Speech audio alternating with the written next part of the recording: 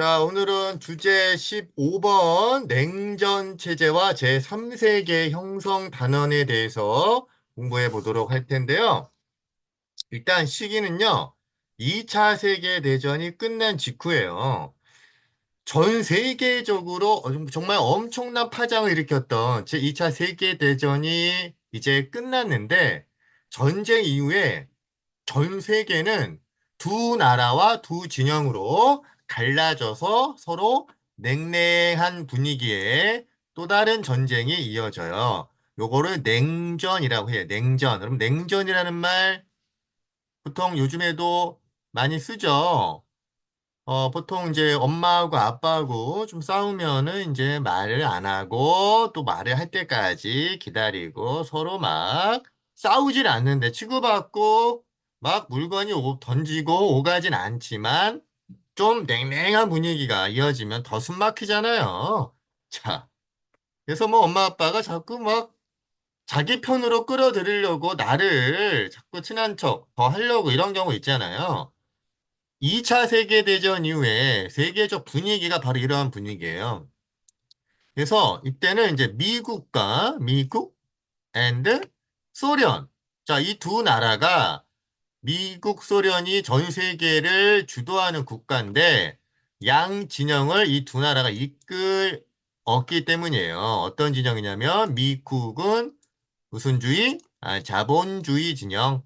소련은 공산주의 진영으로 나뉘어 대립을 했다는 얘기죠. 공산주의는 뭘 부정하는 걸까요? 그렇죠. 사유재산, 나의 재산을 인정하지 않는 거예요. 왜 인정 안 해요? 인정하면 더 많이 재산을 갖고 있는 부유한 계급과 그렇지 않은 재산이 없는 계급으로 나뉘게 되고 결국 불평등하다는 거죠. 그래서 모든 재산은 국가가 공동으로 소유하고 공동으로 분배한다. 공동생산, 공동분배. 그래서 공산이라는 말은 공동으로 생산하는 공동체를 중시하는 이러한 의미라고 보시면 되겠죠. 반면 자본주의는 사유재산을 인정하는 거예요. 그래서 내 자본을 바탕으로 자본을 투자해서 또 자본을 통해서 더 많은 자본을 창출하려는 이러한 무한 경쟁의 이 주의, 성장 위주의 주의, 이게 이제 자본주의예요. 자, 그러다 보니까 양 진영 간의 갈등이 대립으로 이어지고 그게 점점 퍼져가는데 일단 우리 진영은 더욱더 많은 국가들을 끌어들여야 돼요. 자, 그래서 일단 자본주의 진영을 대표했던 미국이 어떻게 자본주의 진영으로 끌어들이기 위한 노력을 했는가? 야, 두 가지가 나오는데, 자, 첫 번째는 자, 이렇게 설명이 되어 있죠? 공산주의를 저지하기 위해서 유럽 국가들을 우리가 지원해 주겠다. 보통 경제가 어려워지면 이런 국가들은 자본주의보다는 공산주의를 더 많이 채택하려고 해요. 그러다 보니까 2차 대전 이후에 독립된 국가들이 대부분 좀 힘든 경제적으로 어려운 국가들이 많아요. 이러한 유럽에 있는 국가들이 공산주의 진영으로 가게 되면 미국 입장에서는 조금 불만이 있겠죠. 이걸 좀 막아야겠죠. 그래서 유럽 국가들을 미국이 도와주겠다라고 선언을 해요. 자, 이걸 뭐라고 하냐면 당시 대통령이었던 트루만 대통령의 정책이라는 의미에서 자, 트루만 트루만 덕트린이라고 해요. 자, 덕트린이라는 말은 어떤 정책 이렇게 이해하시면 돼요. 그래서 특히 여러 국가들 중에서 사회주의로 갈까 공산주의로 갈까 조금 고민하고 있는 나라가 있었네. 여러분들 엄마로 갈까 아빠로 갈까 고민할 때 이제 엄마가 야 맛있는 거 먹으러 가자 이렇게 하면 엄마 따라가는 거죠. 이 두 나라가 어떤 나라냐면 바로 어떤 나라일까요? 이제 그리스예요. 그리스. 그리고 튀르키예요.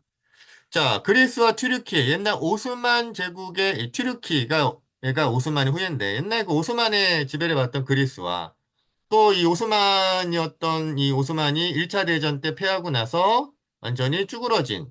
그래서 튀르키예 공화국이 수립됐다고 했잖아. 이 두 나라가 좀 소련 쪽, 공산주의 진영 쪽과도 가깝고 인접해 있는 국가다 보니까 야, 이 두 나라 우리가 도와줄게. 응? 유럽에 있는 국가들 우리 쪽으로 올 수 있도록 도와줄게. 라고 이런 정책을 펼쳤던 거를 뭐라고 한다? 트루먼 독트린이라고 한다. 자, 그리고 또 미국의 이 마셜이라는 사람이 또 계획을 하나 발표했는데 서유럽이 특히 동유럽은 대부분 공산주의 국가가 됐고 서유럽을 또 지켜내기 위해선 서유럽의 경제를 미국이 적극적으로 도와주자. 왜냐하면 서유럽은요, 뭐 독일, 프랑스, 에스파냐, 또 벨기에, 네덜란드 뭐 이런 나라들은 전쟁을 많이 했잖아요. 1차, 2차 세계 대전의 전쟁터였기 때문에 너무 전쟁 이후에 경제적으로 파탄에 빠진 거예요. 이때 미국은 오히려 전쟁 물자 팔아먹으면서 강대국이 됐잖아. 그리고 나서 이제 서유럽의 경제를 미국이 도와주겠다.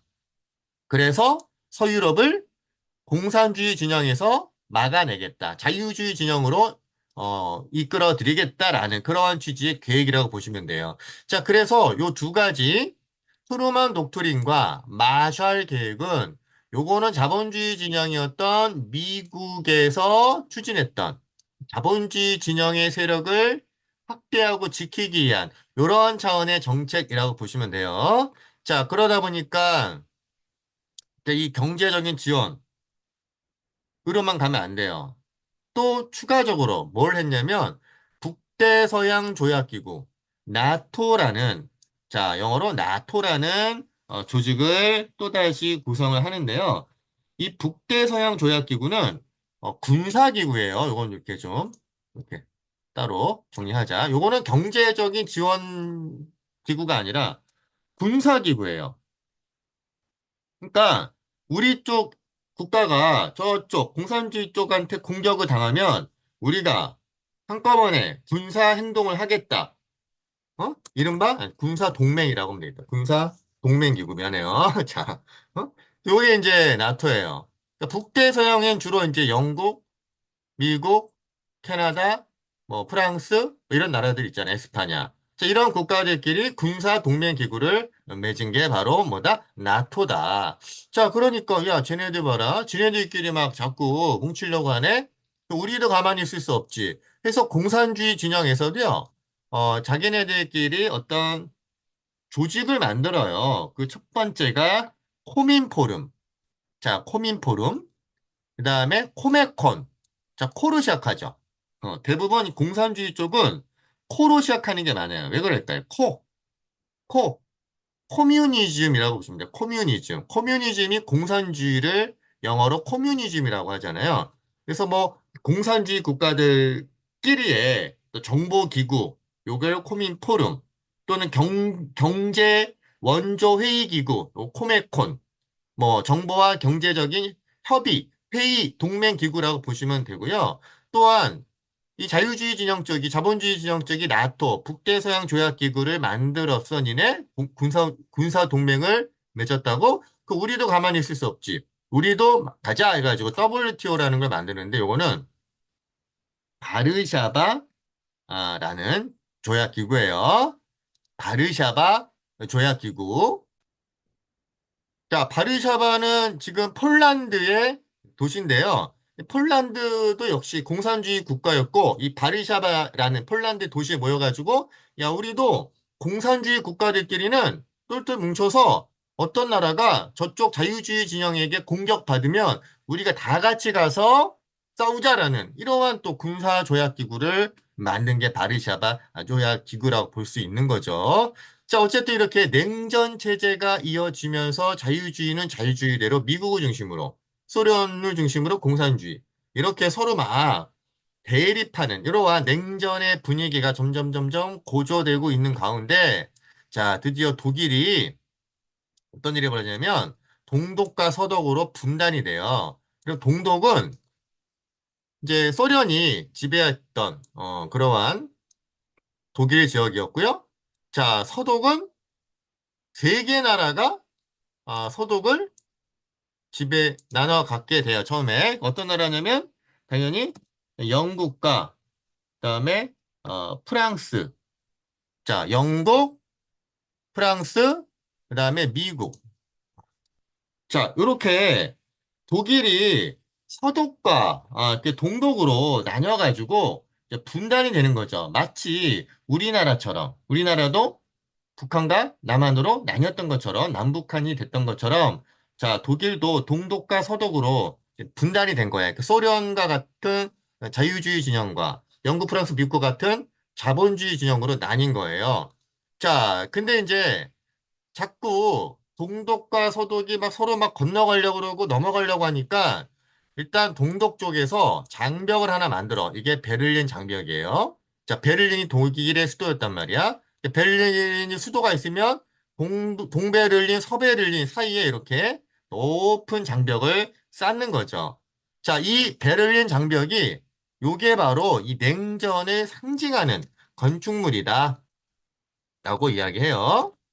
요 베를린 장벽은 한번 교과서에서 확인해 볼게요.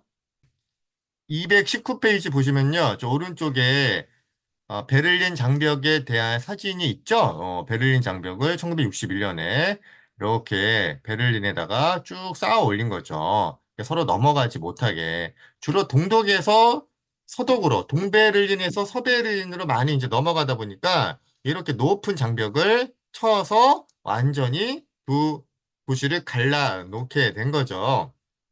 자, 그리고 동아시아 쪽, 안타깝게도 우리나라 쪽을 보니까 우리나라도 동독처럼 남북으로 분단이 됐고, 특히 우리는 6.25까지, 전쟁까지 남북한이 치르게 되죠. 그나마 독일은요, 동독과 서독이 전쟁을 치르지 않았기 때문에, 그래도 통일하는데 별 어려움이 없을 수도 있었던 것 같아요. 근데 우리는 치고받고 너무 처절하게 싸운 거예요. 여러분들, 어?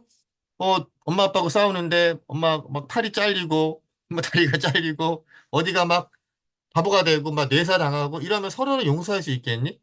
말싸움 정도로 냉전 정도로 싸우는 거는 괜찮지만 완전 치고받고 박 터지게 싸우면 도저히 이건 용서가 안 되는 거예요. 그러다 보니까 북한하고 남한이 정말 6.25 전쟁 이후에 더 이 서로 간의 증오와 또 불신 이런 것들이 쌓이다 보니까 통일이 독일처럼 이루어지기 어려운 상황까지 처해진 거죠. 자, 어쨌거나 이러한 이 6.25 전쟁도 우리나라와의 6.25 전쟁이야말로 또 냉전을 대표했던 사건이다라는 정말 안타까운 사건이라고 볼 수 있고요. 또 중국은 공산당의 마오쩌둥과 국민당의 짱제스가 또 내전을 했는데 마오쩌둥의 공산당이 승리하면서 중국은 중화인민공화국, 즉 공산주의 국가가 돼요. 그러면 짱제스는 어떻게 되니? 지금의 타이완에서 중화민국을 이끌어가는 거죠.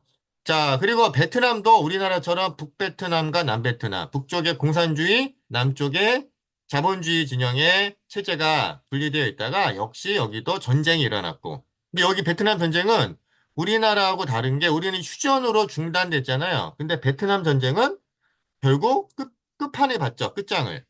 뭐가 돼요? 공산 진영의 통일이 이루어지면서 특히 이제 베트남 전쟁도 미국이 베트남의 공산주의를 막아내기 위해서 군대까지 보냈지만 결국 미국 군대도 베트남 공산당 군대를 이겨내지 못했죠. 왜요? 베트남 베트공이라고 하죠? 갑자기 땅으로 확 숨어버리고 갑자기 튀어나오고 이런 게릴라 전투를 베트남의 밀림에서는 미국 군인들이 적응하기 어려웠나 봐요. 그래가지고 미국 군인들이 나중에 베트남의 수많은 밀림을 없애버려야겠다 해가지고 비행기에다가 고엽제라는 그 나무를 썩어서 죽여버리는 이걸 막 뿌린 거 아니겠니? 근데 그게 이제 나무만 죽인 것이 아니라 우리 인간에게도 안 좋은 영향을 끼쳐서 베트남 국민들이 나중에 막, 좀 기형아라든지 우리나라도 베트남 갔다 오신 분들이 이 고엽제와 같은 살충제 때문에 많은 또 고통을 겪잖아요. 자, 결국 이제 어쨌든 베트남도 전쟁을 했고 공산주의 진영이 이기면서 북쪽이 이기면서 통일이 되는 상황이 또 이때 냉전의 하나의 또 모습이라고 볼 수 있겠죠. 그 다음에 또 미국 밑에 있는 쿠바라는 나라가 있어요. 쿠바.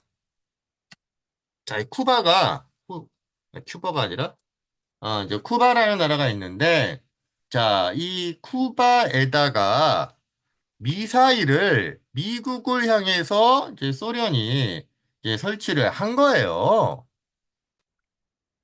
자, 그러니까 미사일을 쿠바에다가 누가 어느 나라가 설치했겠니? 당연히 소련이 설치했겠죠. 근데 소련도 할 말이 있는 게, 야, 미국, 니네 말이야, 그 핵무기 말이야. 핵무기를 자꾸 막 튀르키예라든지 그 서아시아 중동 지역에 설치하더라. 그러면 우리도 쿠바에다가 미사일 설치할 거야. 이렇게 이제 소련이 여기에 대응해서 이걸 미사일 기지를 쿠바에다가 만들려고 했던 거예요. 근데 요거는 조금 이제 미국 입장에서는 선을 넘었다고 보는 거죠. 왜냐면 쿠바는 미국이랑 같이 붙어 있잖아요.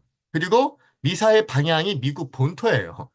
이거는 좀 미국 입장에서는 참을 수 없죠. 그러니까 미국이 야, 이씨, 이판 사판이야. 원자폭탄 투하해. 이렇게 하려고 막 하니까 이제 결국 소련이 야, 알겠다 해가지고 이제 소련이 꼬랑지를 내리면서 철수를 시켜요. 그래서 만일에 소련이 끝까지 미사일 기지를 쿠바에서 철수하지 않았다면 제3차 세계 대전이 원자 폭탄 전쟁으로 벌어질 했다고 볼 수 있는 거죠. 자, 이렇게 이제 전 세계가 냉전으로 양분돼 가지고 막 으르렁 으르렁 되고 있는데 요때 어쨌든 아시아나 아프리카 여러 국가들이 이제 독립을 하게 되네요. 자, 그 중에서 우리가 눈여겨봐야 될 것은, 자, 팔레스타인 분쟁이에요. 팔레스타인. 자, 이 팔레스타인 지역. 옛날에는 이스라엘이라는 나라를 헤브라이족들, 유대인들이 건국했다가 나중에 이제 여기를 이슬람 세력이 여기를 지배하게 됐죠. 그래서 이제 유대인들은 전 세계로 뿔뿔이 흩어졌다가 이 1차 세계 대전 때 영국이 야, 니네 유대인들 우리 도와주면 너희들 원래 땅이었던 적각꿀이 흘렀던 이 팔레스타인 지역에 너희 나라를 세울 수 있도록 도와줄게. 이렇게 이제 꼬신 거예요. 그래서 돈 많은 유대인들이 결국 영국을 도와서 전쟁에 참전을 했겠죠. 그리고 그 약속의 대가로 이스라엘을 건국한 거야. 그러니까 이제 그 지역에 있었던 아랍 민족들은 이거 뭐야? 몇천 년 동안 우리가 여기 살고 있었는데 갑자기 얘네들이 들어와서 나라 세워버리니까 이스라엘을. 그러니까 이제 아랍 민족이 다 이슬람 국가잖아요. 그러니까 이 아랍 민족 국가들이 똘똘 뭉쳐서 이스라엘과 전쟁을 이제 총 네번에 걸쳐서 일으키게 되죠. 지금도 전쟁이 일어나고 있잖아요. 자, 근데 이거는 어떻게 보면 누가 이거 잘못했다고 봐야 돼? 영국이 잘못했다고 봐야 돼요. 자, 우리 교과서 이와 관련된 자료 220페이지 잠깐 보시면요. 이와 관련된 자료가 있는데, 자, 여기 볼게요. 1차 세계대전 중에 오스만의 지배를 받았던, 자, 여기 아랍인들에게 독립을 약속하도록 해줄게. 라는 요청을 했다. 게다가 유대인한테도 팔레스타인에다가 국가 수립해 줄게. 이중 약속을 영국이 한 거예요. 아랍 민족과 유대인들에게 각각 우리 도와주면 독립국가 수립하도록 해 줄게. 자, 이렇게 이제 약속을 한 거예요. 그리고 나서 결국 이러한 이중 양다리 영국의 외교는 2차 대전 이후에 유대인과 아랍 민족 국가들 간의 이제 충돌이 이제 시작이 된 거죠. 그러니까 영국의 약속에 따라서 팔레스타인 지역에 이스라엘이 세워주고 아랍인을 쫓아내니까 또 아랍 국가들은 당연히 여기에 반발해서 전쟁을 일으키겠죠. 지금도 정말 치열하게 1차 대전 이후부터 이런 영국의 정말 싸가지 없는, 정말 야비한, 이러한 이중 약속 때문에 지금도 중동 지역은 전쟁이 끊을 날이 없는 이런 안타까운 일이 벌어지고 있는 거예요. 자, 그리고 이제 아프리카로 가면요, 이탈리아의 리베라가 독립하면서 수많은 독립국가들이 아프리카에서 이루어졌다라는 거 보고요. 자, 인도도 영국의 식민지 받다가 드디어 독립을 했는데 문제는 독립한 이후에 인도는 종교 때문에 인도와 파키스탄으로 나뉘어요. 그래서 힌두교를 믿는 종교인들은 인도가 되는 거고요. 이슬람교를 믿는 인도인들은 파키스탄이 되는 거죠. 우리 국타 왕조는 힌두교를 믿었고, 나중에 무굴 제국은 이슬람교를 믿었잖아요. 그러니까 결국 종교 때문에 인도는 독립했지만 종교로 인해서 또다시 분리가 되는 거죠. 그다음 베트남은 프랑스로부터 독립했다. 그러나 남북 분단, 북쪽은 공산주의, 남쪽은 자본주의 다니면서 전쟁까지 했고요. 결국 북쪽에 공산주의, 호찌민이 이끌었다. 우리 배웠죠? 호 아저씨. 공산당 호치민의 공산당이 결국 통일을 하게 돼요. 자, 네덜란드로부터 인도네시아 독립했다라는 거. 또 이제 필리핀, 말레이시아는 또 이제 일본이 잠깐 점령했다가 일본으로부터 또 독립을 하게 돼요. 특히 여러분 필리핀 같은 경우에는요. 처음에는 에스파냐 필리페이스 때문에 마젤란이 여기서 죽으면서 필리페 이름을 따서 필리핀이 됐잖아. 근데 여기를 미국이 지배했죠. 그러다가 이제 2차 태평양 전쟁 때 미국을 몰아내고 또 일본이 필리핀을 점령하게 돼요. 근데 필리핀은 여러 나라들에 의해서 식민 지배를 받았다가 독립을 한 거죠. 그러니까 필리핀에 가면 뭐 스페인 문화, 미국 문화, 일본 문화가 좀 남아 있다고 해요. 자, 그럼 이렇게 이제 아시아 아프리카의 독립까지 봤고요. 그다음 냉전의 완화 3단원은 다음 시간에 이어서 할게요. 안녕.